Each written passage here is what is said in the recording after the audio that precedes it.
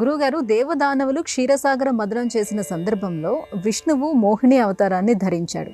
క్షీరసాగర మదనంలో మనకి అమృతం అనేది వచ్చింది. ఆ అమృతాన్ని విష్ణువు కేవలం దేవతలకు మాత్రమే ఎందుకు ఇచ్చాడు, రాక్షసులకు ఇవ్వలేదు? ఇది ధర్మసమ్మతమేనా?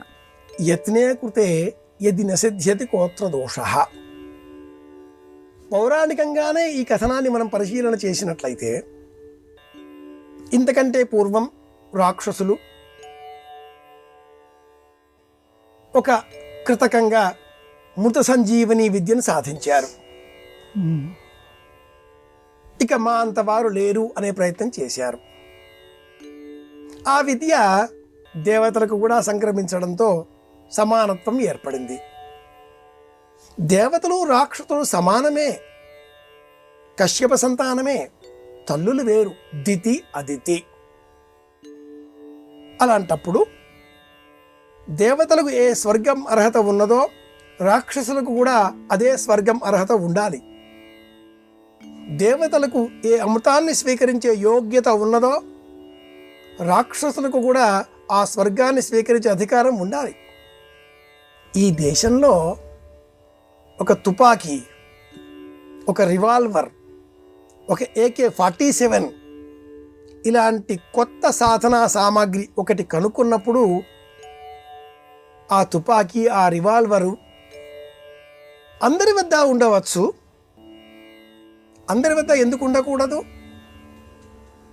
పోలీసు, ఆర్మీ, సైనికులు వారి వద్దే ఎందుకు ఉండాలి? అయోగ్యుల వద్ద ఈ ఆయుధాలు చేరితే వినాశనానికి దారితీస్తుంది.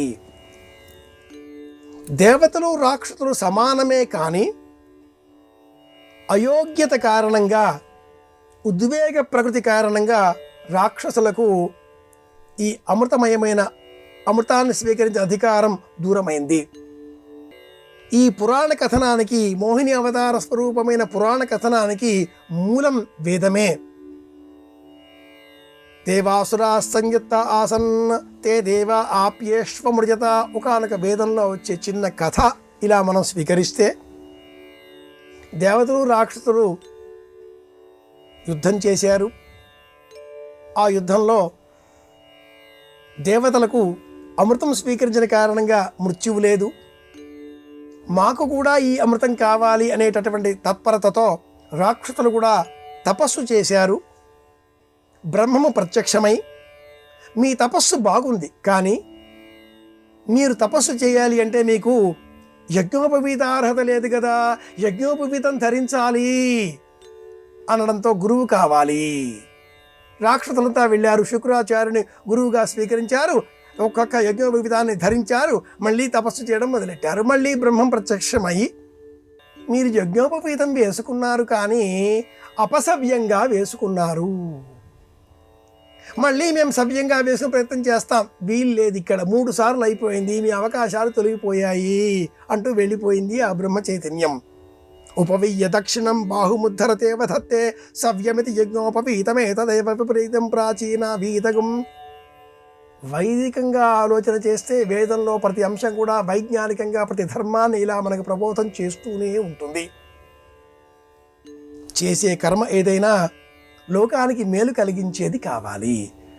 ఒకరి నెచ్చిన చేయి పెడితే ఆ వ్యక్తి మరణించాలి, భస్మం కావాలి, బూడిద కావాలి అని కోరుకునే వ్యక్తి దేవత ఎలా అవుతాడు? రాక్షసుడే అవుతాడు. అలాంటి వాడిని అంతం చేయాలి. మళ్ళీ విష్ణు స్వరూపమే మోహిని అవతారాన్ని ధరించవలసి వచ్చింది. భస్మాసుర స్వరూపం అంతం చేయాలి, మళ్ళీ మోహిని కావాలి.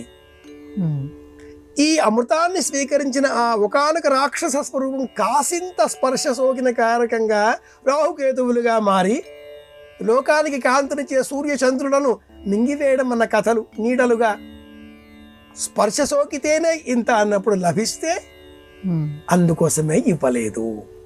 ఇది సారాంశం.